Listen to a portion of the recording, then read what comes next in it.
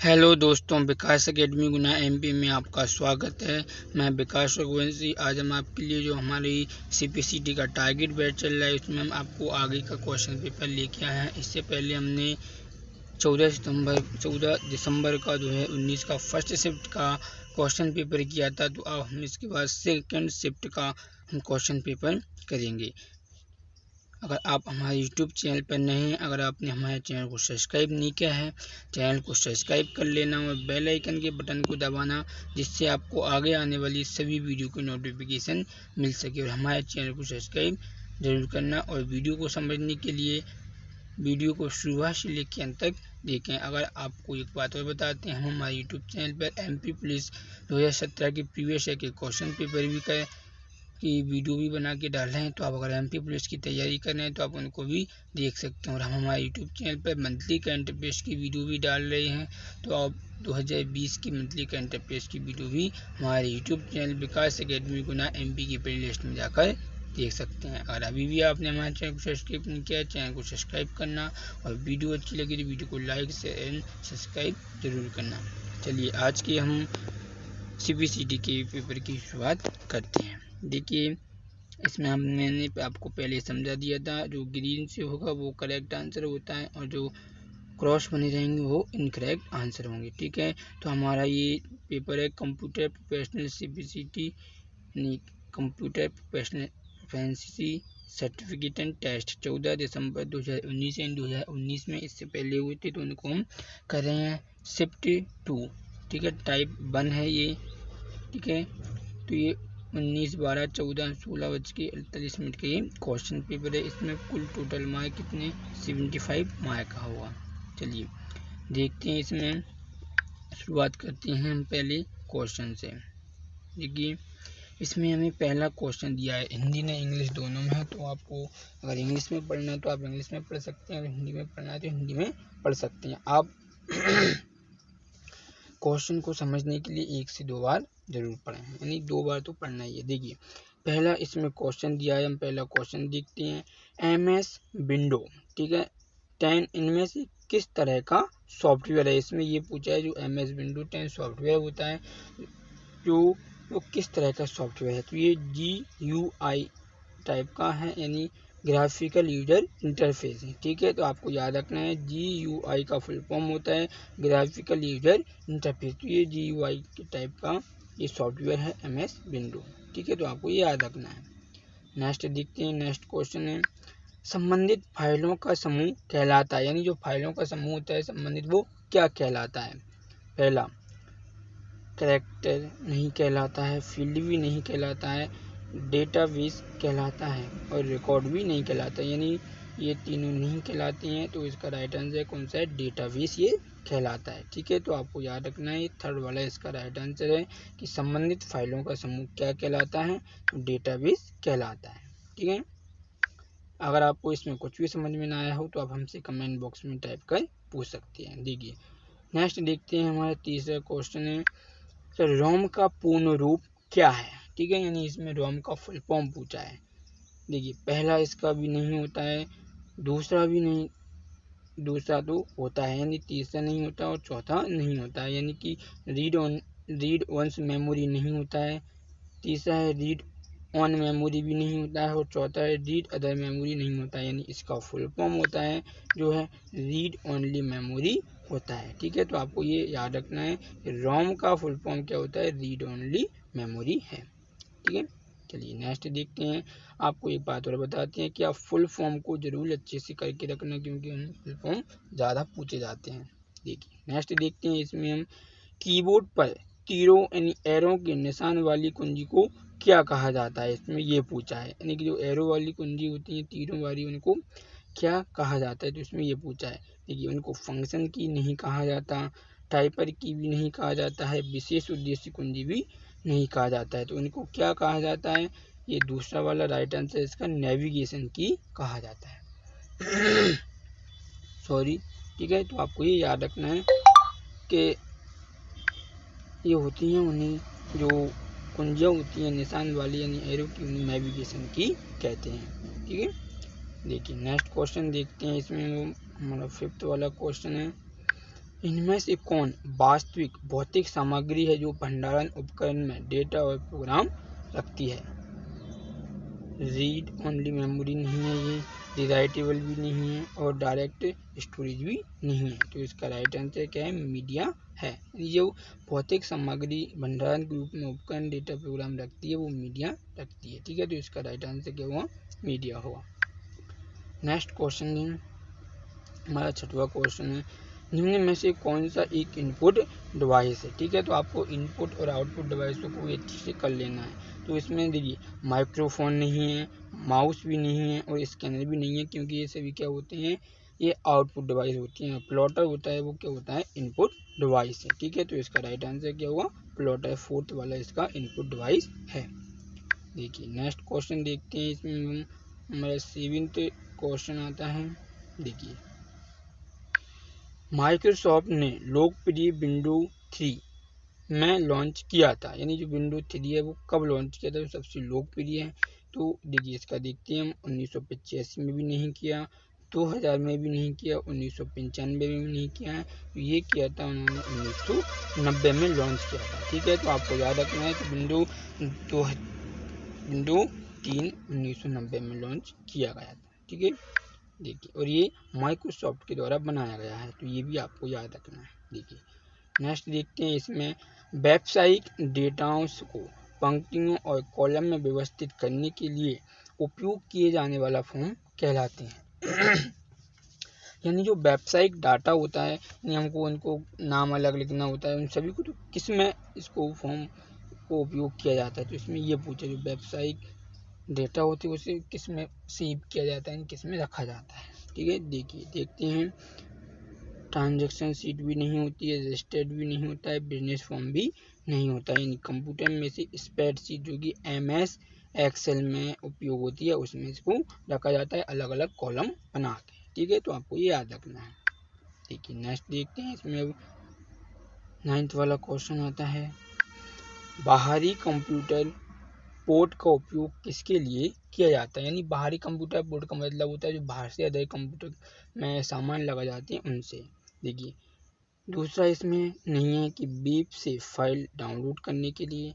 तीसरा भी नहीं है कि केवल हार्ड ड्राइव को संचार के साथ संचार करने के लिए। चौथा भी नहीं है कि कंप्यूटर को एक साथ कनेक्ट करने के लिए है। इसका राइट आंसर है अन्य कंप्यूटर उपकरणों के साथ संचार करने के लिए। यानी इसका मतलब है कि अन्य कंप्यूटर को इसलिए जोड़ा जाता है कि इसमें हम फाइलों का ट्रांसफ़र कर सकें या सूचनाओं का आदान प्रदान कर सकें। ठीक है, तो आपको याद रखना है।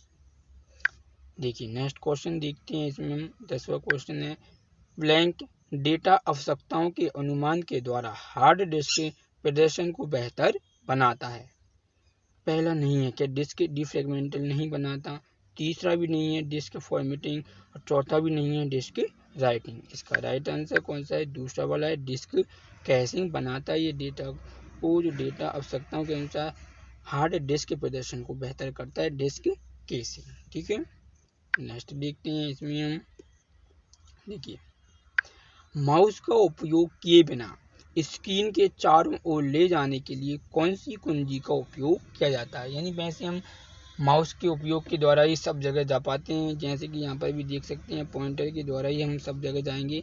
तो इसमें यह पूछा है कि माउस को बिना उपयोग किए कंप्यूटर में कौन सी की के द्वारा इसका उपयोग किया जाता है? देखिए पहला इसका राइट आंसर नहीं है कि संशोधित कुंजी, मॉडिफायर की भी, संख्यात्मक कुंजी, न्यूमेरिक कीज भी नहीं है, फंक्शन कीज भी नहीं है। तो इसका जो राइट आंसर है वो है कर्सर, यानी गति कुंजी, यानी कर्सर मूवमेंट की होती हैं। यानी अगर आपने कंप्यूटर में ध्यान से देखा हो तो ये ऐसी कीज होती हैं। ठीक है, तो इनको क्या कहते हैं? कर्सर गति की, कर्सर मूवमेंट की कहते हैं। ठीक है, तो इनसे ही उपयोग किया जाता है। ठीक है, देखिए नेक्स्ट देखते हैं, इसका यही आंसर है कर्सर गति कुंजी।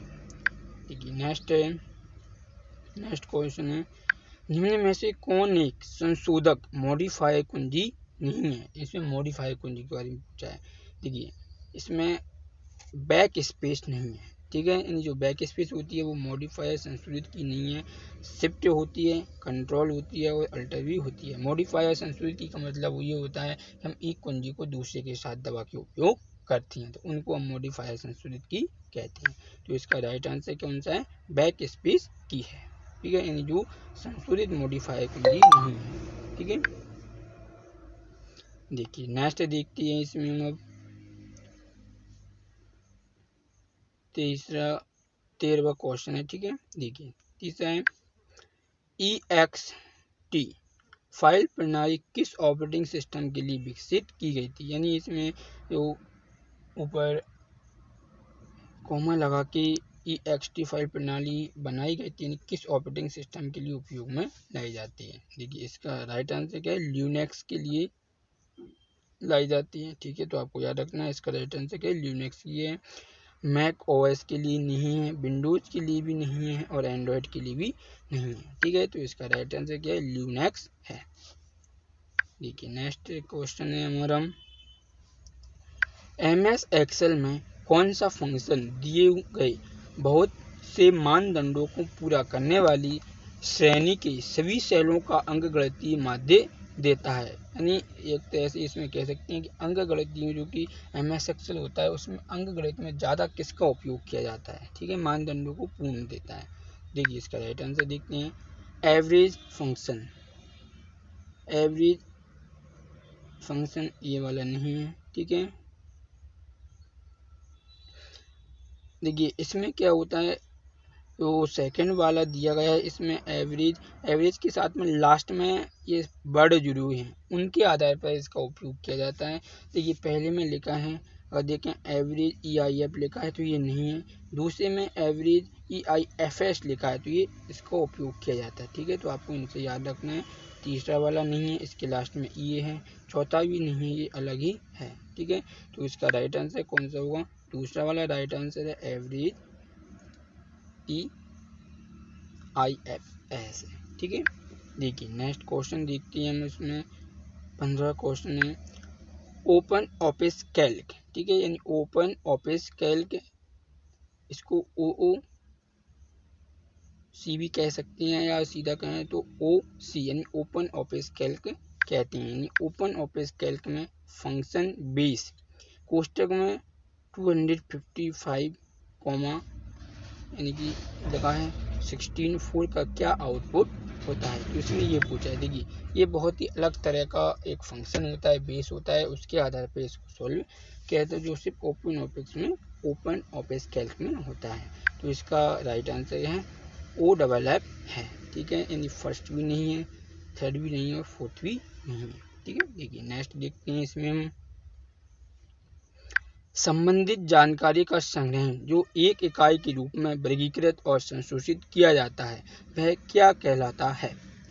डिस्क नहीं, डेटा भी नहीं और फ्लॉपी भी नहीं है, क्या कहलाता है, वो फाइल कहलाता है। ठीक है, तो आपको याद रखना है, थर्ड वाला इसका राइट आंसर है और इसको फाइल है। देखिए आप अगर इंग्लिश में पढ़ना चाहे तो इंग्लिश में पढ़ लेना आराम से, और हिंदी में तो हिंदी में, लेकिन क्वेश्चन को 2 बार जरूर पढ़ना। देखिए एक बार पढ़ लेते हैं हम, संबंधित जानकारी का संग्रहण यानी कि स्टोरेज तो एक इकाई के रूप में वर्गीकृत करके और संशोधित करके किया जाता है तो क्या कहलाता है, फाइल कहलाती है। ठीक है, तो आपको याद रखना है। ठीक है, नेक्स्ट देखते हैं। इसमें हम नेक्स्ट है, विश्व का पहला कंप्यूटर नेटवर्क कौन सा था, तो इसमें ये फैक्ट भी पूछा है। तो नेट भी नहीं था, NS नेट भी नहीं था, NSF नेट, ये अर्पा नेट था। ठीक है, तो क्या था, ये अर्पा नेट था, तो यही इसका राइट आंसर है। और बी नेट भी नहीं था, फोर्थ वाला। तो आपको याद रखना है, विश्व का पहला नेटवर्क अर्पा नेट शुरुआत की गई थी। ठीक है, देखिए नेक्स्ट क्वेश्चन देखते हैं। इसमें हम 18 देखिए है, डॉट मैट्रिक्स प्रिंटर की गति को मापने के लिए हम किसका उपयोग करते हैं। डॉट मैट्रिक्स प्रिंटर को मापते हैं, उसमें गति किस में मापी जाती है, तो प्रति सेकंड अक्षर नापी जाती है, यानी PSA। ठीक है, या अगर इंग्लिश में इसकी बात करें PSL, प्रति सेकंड लेटर। ठीक है, तो आपको याद रहेगा PSA या PSL। ठीक है, प्रति सेकंड लेटर अक्षर को। ठीक है, तो आपको याद रखना है। इसका फर्स्ट भी नहीं होगा, प्रति इंच लाइन है, सेकंड भी नहीं है, प्रति सीट लाइन है, और थर्ड भी इसका राइट आंसर नहीं है, प्रति इंच अक्षर। ठीक है, नहीं इसका राइट आंसर है वो है फोर्थ वाला, प्रति सेकंड अक्षर। ठीक है, तो ये डॉट मैट्रिक्स प्रिंटर की गति को मापने में उपयोग किया जाता है। ठीक है, नेक्स्ट देखते हैं। इसमें हम निम्न में से क्या इंकजेट प्रिंटर की त्रुटि है, यानी इंकजेट प्रिंटर की क्या त्रुटि है ये पूछा है, यानी स्याही बहना। इंकजेट प्रिंटर में उपयोग करते हैं तो उससे जो प्रिंट होके आता है उनमें स्याही थोड़ी नीचे के लिए बह जाती है। अगर आपने कहीं कहीं देखा हो तो सफाई में थोड़ा थोड़ा दिख जाता है, ठीक है।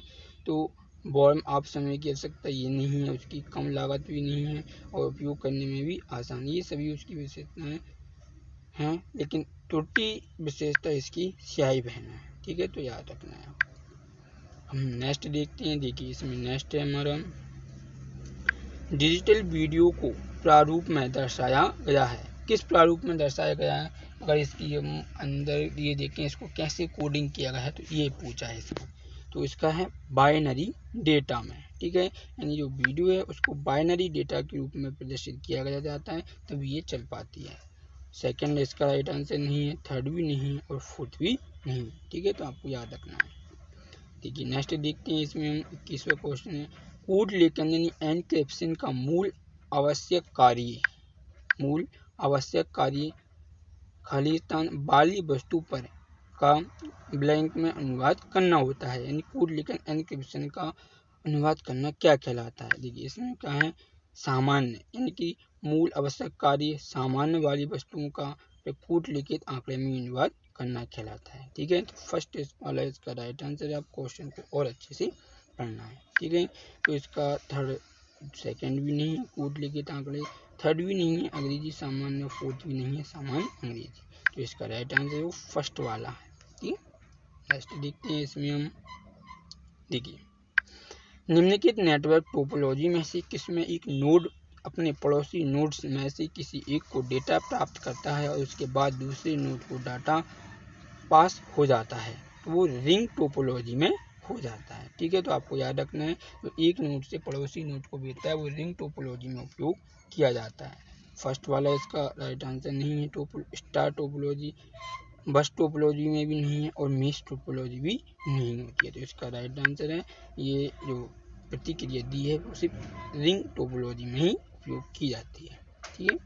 देखिए नेक्स्ट देखते हैं। इसमें हम 23 हमारा चेक सम फाइलों को सहेजने के लिए कौन से फाइल फॉर्मेट का उपयोग किया जाता है। चेक सम फाइल होती है उनको सहेजने के लिए, सेव करने के लिए तो MD5 का उपयोग किया जाता है, ठीक है। इन MD5 फॉर्मेट का उपयोग किया जाता है, तो आपको याद रखना है। फर्स्ट वाला राइट आंसर नहीं है, ना ही सेकंड है MDCH और ना ही फोर्थ है MD7। तो इसका जो राइट आंसर है वो MD5 है, ठीक है, जो फाइलों को सहेजने यानी सेव करने के लिए उपयोग करता है। देखिए नेक्स्ट देखते हैं इसी का हम कि नेक्स्ट है, एक प्रोग्राम है जिसे अन्य प्रोग्राम को स्थापित करते समय उपयोगकर्ता की अनुमति अथवा उसकी जानकारी के बिना ही स्थापित कर दिया जाता है, वो क्या कहलाता है, इसमें ये पूछा है। तो ये स्पाईवेयर कहलाता है, जिसमें उसकी स्थापित करने के लिए अनुमति जानकारी के बिना ही इसको किया जाता है, ठीक है। यानी इसका सेकंड वाला मेल भी नहीं है, एप्लीकेशन भी नहीं है और एंटीवायरस भी नहीं है। तो इसका राइट आंसर क्या है, स्पाईवेयर है, ठीक है, आपको याद रखना है। सॉरी, देखिए नेक्स्ट देखते हैं। इसमें हम नेक्स्ट हमारा 25 है, ऑपरेटिंग सिस्टम में यूजर्स को कंप्यूटर पर काम करते समय बॉम्ब एरर का सामना करना पड़ सकता है, वो किस लिए होता है, वो कौन से ऑपरेटिंग सिस्टम होता है, मैक OS में, यानी मैक ऑपरेटिंग सिस्टम में होता है।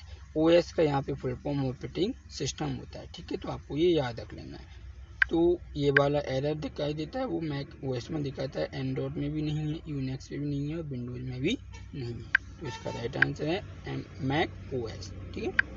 देखिए नेक्स्ट देखते हैं। इसमें नेक्स्ट है हमारा बूट प्रक्रिया के दौरान पोस्ट चलाता है, कौन चलाता है, तो BIOS चलाता है, ठीक है। तो आपको ये याद रखना है, बायोस कहते हैं इसे, बायोस चलाता है, ठीक है।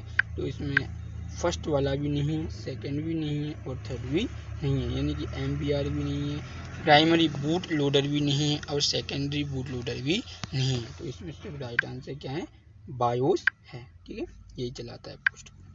देखिए नेक्स्ट देखते हैं। इसमें हम ऐसा सैंपल सिग्नल जो समय में असतत पर मूल्य अवतरित, उसे ऐसे सिग्नल में परिवर्तित करना जो मूल्य में असतत है, इस प्रक्रिया को क्या कहते हैं, से कूट निर्देशन यानी प्रमाणीकरण कहा जाता है, ठीक है, तो आपको याद रखना है फर्स्ट इसका राइट आंसर नहीं है पैकेजिंग, सेकंड है, थर्ड नहीं है एनकोडिंग और फोर्थ भी नहीं है सैम्पलिंग। ठीक है, आपको याद रखना है इसका राइट आंसर है प्रमात्रीकरण,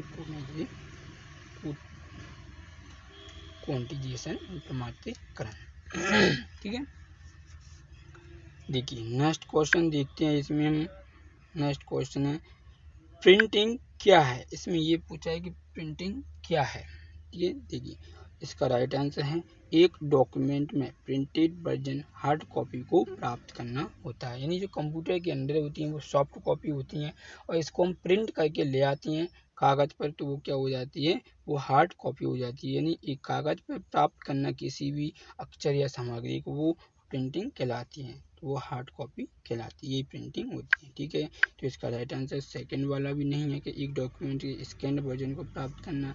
इसका थर्ड भी नहीं है कि केवल टेक्स्ट डॉक्यूमेंट को प्रिंटेड वर्जन हार्ड कॉपी को प्राप्त करना। फोर्थ भी नहीं है केवल इमेज या डॉक्यूमेंट को प्रिंटेड हार्ड कॉपी में प्राप्त करना। इसका राइट आंसर फर्स्ट वाला है। ठीक है, देखिए नेक्स्ट देखते हैं। इसमें हम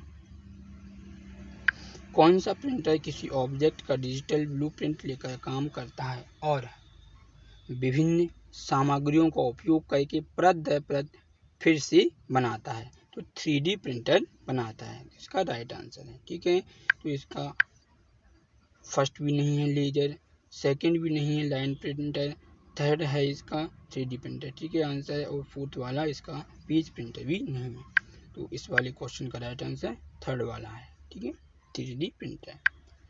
देखिए नेक्स्ट देखते हैं। इसमें इम्पैक्ट प्रिंटर पर आधारित होते हैं। इम्पैक्ट प्रिंटर किस प्रणाली पर आधारित होते हैं, ये टंकन मुद्रण यांत्रिकी पर होते हैं। अगर आपको हिंदी में समझ में ना है तो आप इसे इंग्लिश में भी देख सकते हैं। इसे इंग्लिश में कहते हैं, क्या कहते हैं, टाइप राइटिंग प्रिंटिंग मशीन।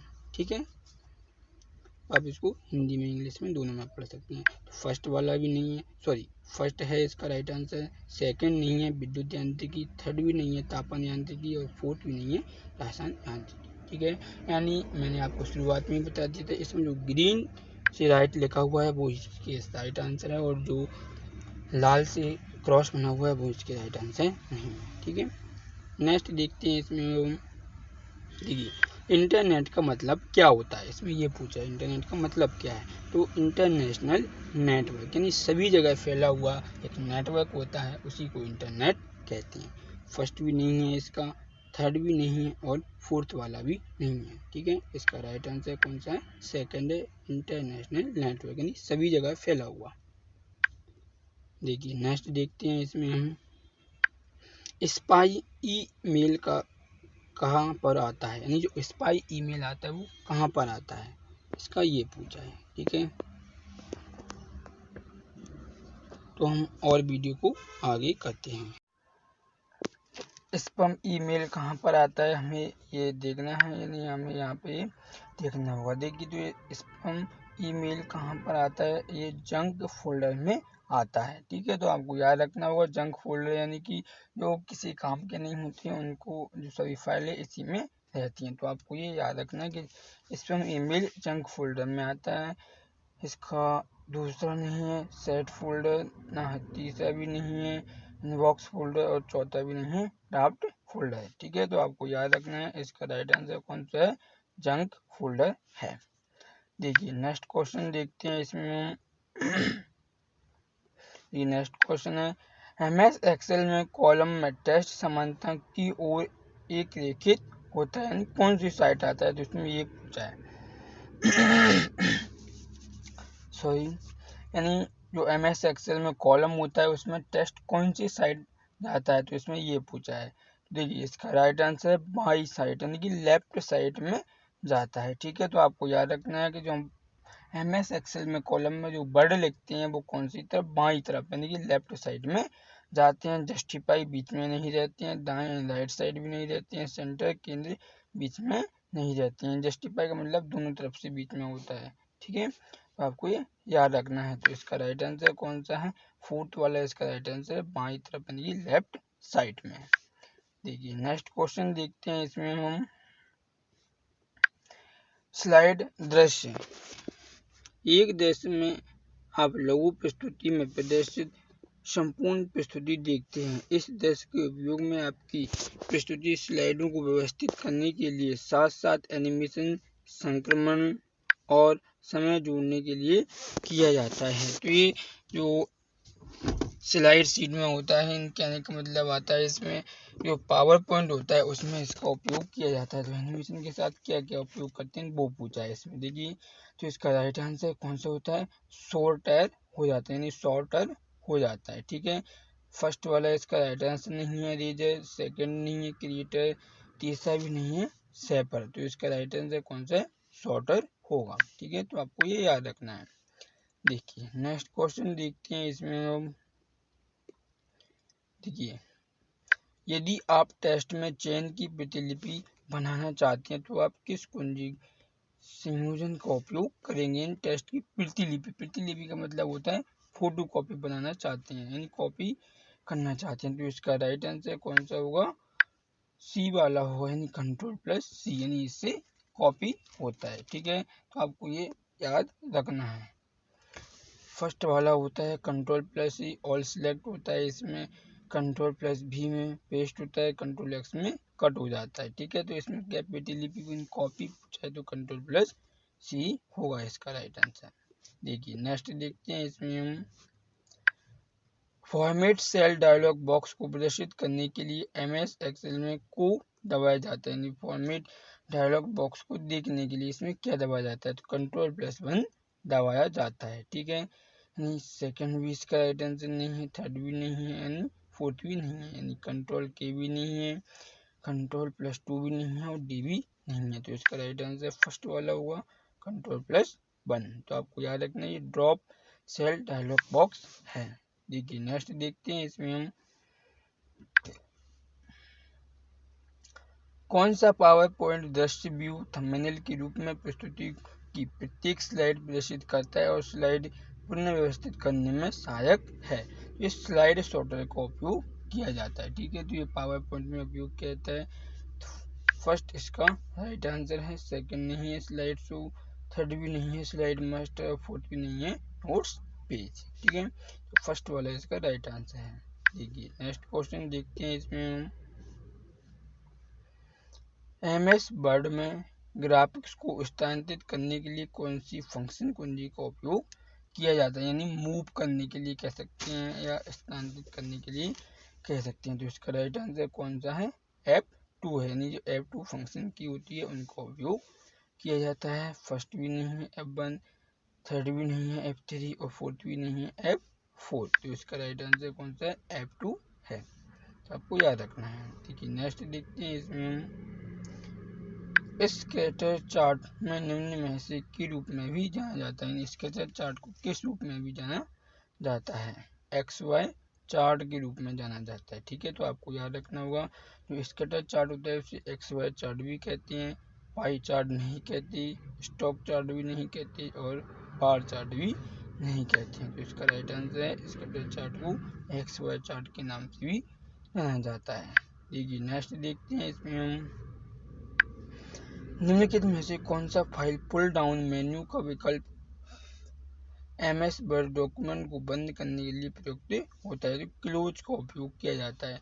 ये पुल डाउन मेन्यू होता है जिससे कंप्यूटर क्लोज होता है। ठीक है, तो फर्स्ट भी नहीं है इसका किट, सेकंड है राइट आंसर क्लोज, थर्ड नहीं है एग्जिट और फोर्थ भी नहीं है न्यू। ठीक है, तो आपको याद रखना है सेकंड वाला इसका राइट आंसर है। ठीक है, नेक्स्ट देखते हैं इसमें। गूगल ड्राइव में हटाई गई फाइलों में जाती हैं, जो गूगल ड्राइव से फाइलें हटा दी हैं वो कहाँ जाती हैं, तो इसमें ये पूछा है ये ट्रैश में जाती हैं। ठीक है, तो आपको याद रखना है जो गूगल से हटाई गई फाइलें कहाँ जाती हैं, ट्रैश में जाती हैं। बिफ्रिकेस में भी नहीं जाती, टेम्प फोल्डर में भी नहीं जाती, कुकीज में भी नहीं जाती हैं। तो इसका राइट आंसर कौन सा है, फर्स्ट वाला है। ठीक है, नेक्स्ट देखते हैं इसमें। देखिए नेक्स्ट है निम्न में से कौन सा UPI भुगतान आवेदन ऐप नहीं है, निम्न में से कौन सा ऐप जो UPI से भुगतान पे नहीं होता है, भीम होता ही है, मोबिक्विक होता ही है, फेसबुक नहीं होता है और वीर का भी होता है। तो इसमें राइट आंसर कौन सा है, फेसबुक है। तो आपको याद रखना है इससे UPI पे भुगतान नहीं होता है, पैसों का आदान प्रदान। देखिए नेक्स्ट देखते हैं, इसमें चार्ट में रंगीन बैंड MS एक्सेल में मूल्यों की विशिष्ट श्रेणी दर्शाते हैं। ये कॉन्टोर दर्शाते हैं, कौन दर्शाते हैं? कॉन्टोर दर्शाते हैं। ठीक है, तो आपको याद रखना है, इसका राइट आंसर यही है। बार भी नहीं होगा, स्टॉक भी नहीं होगा, और इसमें लास्ट में जो पाए भी नहीं होता है, यानी इसका राइट आंसर कौन सा होगा? कॉन्टोर होता है जो MS एक्सेल में चार रंगीन को प्रदर्शित करता है। देखिए नेक्स्ट देखते हैं, इसमें हम MS एक्सेल में एक नई वर्कशीट सम्मिलित करने के लिए कुंजी संयोजन क्या है? यानी हमको MS एक्सेल में एक नई वर्कशीट लेनी है MS एक्सेल में, तो हम उसके लिए क्या उपयोग करेंगे? यानी तो इसका right answer shift plus F11 का उपयोग किया जाता है नई वर्कशीट लेने के लिए। फर्स्ट इसका नहीं है, अल्टर F8, थर्ड भी नहीं है, कंट्रोल शिफ्ट, और फोर्थ भी नहीं है, कंट्रोल F9। ठीक है, तो इसका राइट आंसर कौन सा है? सेकंड है, शिफ्ट F11 का उपयोग किया जाता है नई वर्कशीट लेने के लिए। देखिए नेक्स्ट देखते हैं, इसमें हम सारे टेस्ट को बड़े अक्षरों में बनाता है, यानी जो सभी टेस्ट होते हैं उनको बड़े अक्षरों में उपयोग करता है, क्या कहलाता है? अपर केस कहलाता है। लोअर केस छोटे अक्षर होते हैं। ठीक है, तो आपको याद रखना है, सेंटर केस बीच में अक्षर होती हैं, टॉगल केस ये साइड में हो जाते हैं। ठीक है, तो इसका राइट आंसर कौन सा है? सेकंड होगा, अपर केस। ठीक है, तो आपको ये याद रखना है। देखिए नेक्स्ट क्वेश्चन देखते हैं हम। देखिए किस तरह लाइन स्पेसिंग का उपयोग किया जाता है? लाइन स्पेसिंग का उपयोग किस तरह किया जाता है ये पूछा है। पहला इसका राइट आंसर है, इसका उपयोग या तो डबल स्पेस या सिंगल स्पेस लाइनों के बीच में किया जाता है। जो लाइन स्पेस होता है उनको या तो डबल में या सिंगल लाइन स्पेस में उपयोग किया जाता है। ठीक है, फर्स्ट वाला इसका राइट आंसर नहीं होगा, ना ही थर्ड होगा, ना ही फोर्थ होगा, सिर्फ सेकंड वाला है। देखिए नेक्स्ट देखते हैं, इसमें हम एडिटर का उपयोग MS एक्सेल में मैक्रो लिखने के लिए किया जाता है, तो विजुअल बेसिक में किया जाता है। ठीक है, तो आपको याद रखना होगा, न्यू एन में भी नहीं किया जाता, ट्यूब सी में किया जाता, एलिप्स में भी नहीं किया जाता, ये सिर्फ विजुअल बेसिक में किया जाता है। तो फर्स्ट वाला इसका राइट आंसर है, वो याद रखना है। देखिए नेक्स्ट देखते हैं, इसमें हम पिवोट टेबल डेटा टूल है जो डेटा विजुअलाइजेशन प्रोग्राम जैसे स्प्रेडशीट में होता है। अगर आपको क्वेश्चन समझ में नहीं आया तो आप 1 से 2 बार जरूर पढ़ सकते हैं। तो इसका राइट आंसर वो संक्षिप्तीकरण होगा। ठीक है, तो आपको याद रखना है, जो इसका राइट आंसर होगा वो क्या होगा? संक्षिप्तीकरण। ठीक है, देखिए नेक्स्ट देखते हैं, इसमें देखिए बहुत बड़ा क्वेश्चन दिया आंसर तो है। उदाहरण के लिए यदि आप थर्सडे शब्द टाइप करते हैं तो वर्ड स्वचालित रूप से थर्सडे बदल देगा। वर्ड में इस व्यवहार को नियंत्रित करने के लिए यहाँ चरण दिए गए हैं, उचित क्रम में व्यवस्थित करें। पहला यह है, सुनिश्चित करें कि ऑटो करेक्ट टाइप चुना गया है। दूसरा, उपकरण में मेनू और करेक्ट को संस्करण में ऑटो करेक्ट विकल्प चुना गया। Word auto correct dialog box प्रदर्शित करता है। दिनों के नाम कैबलेट के चेक बॉक्स में चयन करने का चयन रद्द करें, तो इस बात पर निर्भर करते हैं कि क्या आप चाहें कि वर्ड स्वचालित रूप से के लिए कैबलेट करें या नहीं करें। ओके पर क्लिक करें, तो इसका राइट आंसर हुआ, हमने इसका राइट आंसर क्या माना है? फर्स्ट वाला माना है, यानी जो दूसरे नंबर पे है वो पहले पे उपयोग किया जाएगा, और जो पहला है वो दूसरे पे उपयोग किया जाएगा, दूसरे नंबर पे। ठीक है, और थर्ड पे ही उपयोग किया जाएगा, और फोर्थ वाला फोर्थ पे। ठीक है, तो आपको ये याद रख लेना है। देखिए नेक्स्ट क्वेश्चन देखते हैं, इसमें दिया है, निम्न में से कौन सा विकल्प लेजर की पेज साइज को दर्शाते हैं? लेजर पेज होता है उसकी साइज को कौन दर्शाता है, ये पूछा है। तो इसका राइट आंसर 11/17। ठीक है, 11/17 के रूप में जाना जाता है। ये लेजर पेज का साइज है। फर्स्ट वाला नहीं है, ना ही सेकंड वाला, और ना ही थर्ड वाला।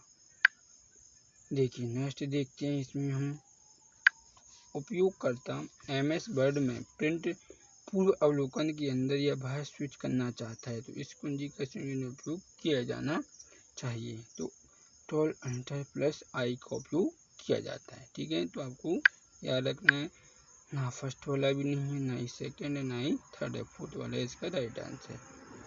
देखिए नेक्स्ट क्वेश्चन देखते हैं। इसमें शॉर्टकट का प्रयोग करके अपनी स्टाइलिक शैली को सामान्य शैली में कैसे परिवर्तित करेंगे। तो control plus shift plus N का उपयोग किया जाता है। जो इटैलिक यानी तिरछी लाइनें होती हैं, तिरछी में लिखा जाता है, सीधे में उपयोग करते हैं। तो ना ही इसका फर्स्ट है, ना ही सेकंड, थर्ड वाला इसका राइट आंसर, फोर्थ वाला भी नहीं। ठीक है, तो आपको याद रखना है इसका right answer control plus shift plus N है। देखिए नेक्स्ट क्वेश्चन देखते हैं। इसमें हमारी ये भी क्वेश्चन समाप्त हो चुके हैं। जो कंप्यूटर के क्वेश्चन थे वो सभी समाप्त हो चुके हैं। अब इसके बाद जो जीके जीएस में रीजनिंग के क्वेश्चन आते हैं वो क्वेश्चन आएंगे। चलिए हम उनको भी सॉल्व कर लेते हैं। देखिए इसमें देखते हैं किसकी, यानी कि देखिए पहले मैं आपको बता दूं कि ये पैराग्राफ आता है पूरा। ठीक है, जिस पैराग्राफ को पढ़ना होता है और पढ़ने के बाद इसमें हमको आंसर देने होते हैं। ठीक है, यहाँ पे दिया है, मैं उसको आंसर पढ़ के बता देता हूँ। इस समाचार पत्र की रिपोर्ट का मुख्य विचार क्या है। जिसमें ये पैराग्राफ में दिया है, इसका राइट आंसर है लंबे समय तक कंप्यूटर पर काम करने वाले लोग कई स्वास्थ्य समस्याओं से पीड़ित हो जाते हैं। जो व्यक्ति लंबे समय से कंप्यूटर पर काम करते हैं उनको कई बीमारियां हो जाती हैं। तो इसका राइट आंसर सेकंड वाला है, फर्स्ट वाला भी नहीं है, थर्ड भी नहीं है और ना ही फोर्थ है। ठीक है, तो इसका राइट आंसर सेकंड है। देखिए नेक्स्ट देखते हैं। नेक्स्ट क्वेश्चन क्या है। इसमें समाचार पत्र संपाददाता ने वास्तविक जीवन उदाहरण के लिए रिपोर्ट क्यों शुरू की है। तो इसका राइट आंसर है बड़े पैमाने पर कंप्यूटर का उपयोग करें और आंखों का प्रभाव को दर्शाते हैं। कई ये राइट आंसर। ठीक है, ना ही सेकेंड है, ना ही थर्ड है और ना ही फोर्थ है। तो आपको ये याद रखना है। देखिए नेक्स्ट क्वेश्चन देखते हैं। इसमें हम संवाददाता के अनुसार कंप्यूटर विजन सिंड्रोम से बचें क्यों प्रभावित होता है। इसका राइट आंसर है भी लंबी समय तक कंप्यूटर में गेम खेलते रहते हैं, इस वजह से इसका उपयोग मतलब ये बीमारी होती है। ठीक है, ना ही इसका फर्स्ट है, ना ही सेकंड और ना ही फोर्थ है। तो इसका राइट आंसर वो थर्ड वाला है। देखिए नेक्स्ट क्वेश्चन देखते हैं। इसमें एक सिंड्रोम किसी चिकित्सा स्थिति से जुड़े संकेतों और लक्षणों का एक समूह है। कंप्यूटर विजन सिंड्रोम का मतलब आपके लिए क्या है। तो इसमें ये पूछा है कंप्यूटर विजन सिंड्रोम आपके लिए क्या उपयोग में है, तो आपको ये बताना है। ठीक है, देखिए इसका राइट आंसर है दृष्टि तंत्रिका और मांसपेशी प्रणालियों से संबंधित विकारों का संयोजन होता है। ठीक है, तो ये विजन सिंड्रोम है। फर्स्ट भी नहीं है, सेकंड भी नहीं है, ना ही थर्ड है। तो इसका राइट आंसर फोर्थ वाला है। दृष्टि तंत्रिका और मांसपेशी प्रणाली से संबंधित विकारों का संयोजन है। देखिए नेक्स्ट क्वेश्चन देखते हैं। इसमें हम कौन सा कथन गलत है। इसमें यह पूछा है कंप्यूटर विजन सिंड्रोम व्यापक क्यों है। इसका राइट आंसर है विकासशील देशों में कंप्यूटर के उपयोग में रुचि नहीं है। ठीक है, तो आपको ये याद रखना है। ना ही इसका फर्स्ट है, ना ही थर्ड है और ना ही सेकंड है। तो इसका राइट आंसर है कौन सा, सेकंड है, सॉरी फोर्थ था पहले। ठीक है, को याद रखना है। देखिए हम नेक्स्ट देखते हैं। इसमें हमको ये पैराग्राफ दिया था, इसी का इंग्लिश में वर्जन है वो हमने कर लिया है। ठीक है, पूरा हिंदी में दिया था, फिर इसी को इंग्लिश में कन्वर्ट किया था। अब आती है इसमें क्या आ जाता है, मैथ आ जाता है। जो बचा हुआ नंबर का होता है वो मैथ। तो इसकी हम आपको वीडियो नेक्स्ट आगे लेके आएंगे, लेकिन फिर भी इसमें जो आंसर दिया है वो हम आपको बता देते हैं पढ़ के। देखिए सीमा, मीना और रीमा एक प्रति स्टेडियम के चारों ओर दौड़ना शुरू करती हैं और वे क्रमशः 54 सेकंड, 42 सेकंड और 63 सेकंड में अपना एक चक्कर पूरा करती हैं। लगभग कितने मिनट बाद वे शुरुआती बिंदु पर आएंगे। तो इसमें राइट आंसर दिया है 6 मिनट पर। ठीक है, तो ये शुरुआती बिंदु पर 6 मिनट में पहुंचेंगे। तो आपको याद रख लेना है। हम इस क्वेश्चनों की अब कोई अलग से वीडियो लेके आएंगे। देखिए नेक्स्ट देखते हैं। इसमें हम देखिए नेक्स्ट दिया है एक बस का किराया 5 किलोमीटर के लिए x रुपये है। इसके बाद 13 प्रति किलोमीटर है। यदि एक यात्री 187 किलोमीटर की यात्रा के लिए 2402 का भुगतान करता है तो x का मान क्या है, इसमें ये पूछा है। तो इसका राइट आंसर कितना है, 36 है। ठीक है, तो आपको ये सॉल्व करके देख लेना है, हम भी इसकी वीडियो लेके आएंगे। ठीक है, देखिए नेक्स्ट देखते हैं। इसमें हम देखिए निम्नलिखित प्रश्नों में चिन्ह स्थान पर लगभग मान क्या होना चाहिए। आपको शुद्ध मान निकालने की आवश्यकता नहीं, इसमें जो हमें जो क्वेश्चन मार्क दिया है उसके अंदर हमें लगभग मान निकालना होगा। इसको सॉल्व करके इसमें करेक्ट आंसर भी नहीं निकालना है। तो इसका राइट आंसर कैंसर है 48 है। ठीक है, तो आपको ये याद रखना है, देखना है। देखिए नेक्स्ट देखते हैं इसमें। देखिए नेक्स्ट क्वेश्चन है निम्नलिखित जानकारी का ध्यानपूर्वक अध्ययन कर नीचे दिए गए प्रश्नों का उत्तर दें। हमको जानकारी पढ़नी है फिर उनका उत्तर देना है। 5 सदस्यों की एक समिति का गठन किया जाना है जिनमें 3 शिक्षक हैं, यानी एक भी ये भी क्वेश्चन है। 4 प्रोफेसर हैं, 6 सहयोगी हैं।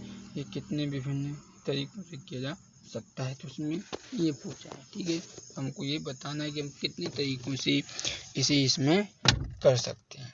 ठीक है, तो देखिए इसका राइट आंसर है 60 तरीकों से। ठीक है, तो आपको ये याद रख लेना है। देखिए नेक्स्ट क्वेश्चन देखते हैं इसमें हम। देखिए नेक्स्ट क्वेश्चन है इसमें अभी ये निम्नलिखित जानकारी के ध्यानपूर्वक अध्ययन कर नीचे गए प्रश्नों का उत्तर दें। एक टुकड़ी में 4 लाल, 5 नीले और 3 हरे रंग के मार्बल हैं। ठीक है, यदि तीनों मार्बल यादृच्छिक रूप से चुने जाते हैं तो इस बात की संभावना क्या है कि ये सभी हरे या लाल होंगे। तो इसकी यादृच्छिकता 1/44 है। ठीक है, तो आपको ये याद रख लेना है। हम आपको और ये इसकी वीडियो अलग से लाएंगे। देखिए नेक्स्ट देखते हैं इसमें हम। इसमें हमें मैथ आ जाता है तो हमें मैथ सॉल्व करना होगा। देखिए एक वर्ग का क्षेत्रफल 1444 वर्ग मीटर है। एक आयत की चौड़ाई वर्ग की भुजा की 1/4 है और आयत की लंबाई उसी चौड़ाई का 3 गुना है। वर्ग के क्षेत्रफल और आयत के क्षेत्रफल में क्या अंतर होगा। तो हम आपको ये मैथ की अलग से एक वीडियो लाएंगे, सिर्फ हमको इसमें अब आंसर समझा देते हैं। तो इसका राइट आंसर है 4 है 1173.25 वर्ग मीटर। ठीक है, देखिए नेक्स्ट देखते हैं इसमें। नेक्स्ट हमारा जाता है जनरल एप्टीट्यूड आता है। ठीक है, देखिए 4 शब्द दिए गए हैं। यदि सभी शब्दों को एक शब्दकोश के अनुसार वर्णक्रम में व्यवस्थित किया जाता है तो दूसरे स्थान पर कौन सा शब्द आएगा। ये यानी इसमें ये है सीधा सी बात, इन सबको जो हमारा शब्दकोश होता है ABCD का, उस हिसाब से जमा के देखना है इसमें दूसरे नंबर पे कौन आएगा। तो दूसरे नंबर पे इसका दूसरा आएगा एंटीपैथी। ठीक है, तो आपको ये याद रख लेना है। देखिए नेक्स्ट देखते हैं इसमें हम। इसमें ये दिया है कि निम्न में से एक तरफ दिए गए दोनों शब्दों के बीच एक निश्चित संबंध है, दूसरी तरफ एक शब्द दिए गए जबकि दूसरे शब्द दिए गए विकल्पों में से इस प्रकार प्राप्त किया जाना है कि दोनों संबंधों के बीच ठीक उसी प्रकार का संबंध स्थापित हो जाए जिस प्रकार संबंध दिए गए जोड़ों के शब्दों के बीच स्थापित होता है। यानी इसमें शॉर्ट में ये दिया है जनवरी और नवंबर का होता है जिस प्रकार, उसी प्रकार हमें महीनों के नाम दिए उसी प्रकार हमें हफ्तों के नाम में देखना है। तो इसका राइट आंसर रविवार से शुक्रवार होगा। ठीक है, तो आपको ये याद रख लेना है। यानी कि इसमें क्या नहीं करते, ये रीजनिंग है। जनवरी और सबसे लास्ट का महीना दिसंबर है, लेकिन इससे पहले एक यहाँ पे लिखा है। और इसमें रविवार से सबसे लास्ट का लेकर शनिवार था, इससे पहले एक शुक्रवार, तो शुक्रवार राइट आंसर माना है। ठीक है, देखिए नेक्स्ट देखते हैं इसमें हम। देखिए इसमें ये वर्ड प्रॉब्लम होती है कि निम्नलिखित व्यवस्था में ध्यानपूर्वक पढ़ें और नीचे दिए गए प्रश्नों का उत्तर देना है। उपरोक्त व्यवस्था के आधार पर उनमें से 3 विकल्प समान है जबकि एक विषम है, उस विकल्प का पता लगाइए। तो इसका राइट आंसर 9QA है। ठीक है, यानी कि नंबर से संबंधित है, तो इसे हम रीजनिंग की मैथ की ही उसमें सॉल्व करेंगे। अभी इसका राइट आंसर अब देख लेना। देखिए नेक्स्ट देखते हैं इसमें हम। पता लगाइए कि कौन सी अक्षर श्रृंखला दिए गए नियम का पालन करती है। अक्षर के समूह के 2 से अधिक स्वर नहीं होंगे, यानी इसमें स्वर और व्यंजन के बारे में देखना होता है। तो इसमें हमको 2 स्वरों को देखना है, तो ये फर्स्ट वाली होती है जो इसका पालन नहीं करती। ठीक है, तो आपको ये याद रखना है। देखिए नेक्स्ट क्वेश्चन देखते हैं इसमें। इसमें एक कोड लेखन दिया जाता है और इसको हमको समझ के मिलाना पड़ता है। फर्स्ट तथा सेकंड में एक एक शब्द का चयन उस प्रकार जोड़े गए चयनों से प्रस्तुत युग्म जो अनुरूप हो। बिजली का चमकना, आसमान का बादल गिरना। फर्स्ट डी होगा, इसका क्या होगा फर्स्ट और डी, बादल और इंद्रधनुष। ठीक है, तो आपको सब समझ लेना है। देखिए नेक्स्ट देखते हैं इसमें। नीचे 4 शब्द दिए गए, इनमें से 3 शब्द किसी तरह एक समान हैं लेकिन चौथा शब्द उन 3 भिन्न और शब्द पहचानिए। इसमें 3 समान है और चौथा जो भिन्न है उसे हमें पहचानना होता है। तो इसका राइट आंसर मौसम है। ठीक है, माह, वर्ष और पक्ति ये सभी वर्ष से संबंधित होते हैं, तो ये अलग है। देखिए नेक्स्ट देखते हैं, ये समाप्त हो चुका है। ठीक है, अब इसमें आता है आपको जो जीके के क्वेश्चन आते हैं, जनरल साइंस के भी और जीके भी क्वेश्चन। देखिए देखते हैं, इसमें पहला है, दो देशों के बीच वस्तुओं के विनिमय को क्या कहा जाता है? द्विपक्षीय व्यापार कहा जाता है। जब दो देशों के बीच व्यापार होता है उसे द्विपक्षीय व्यापार कहते हैं, क्योंकि ये दोनों तरफ से होता है। ठीक है, तो आपको याद रखना है।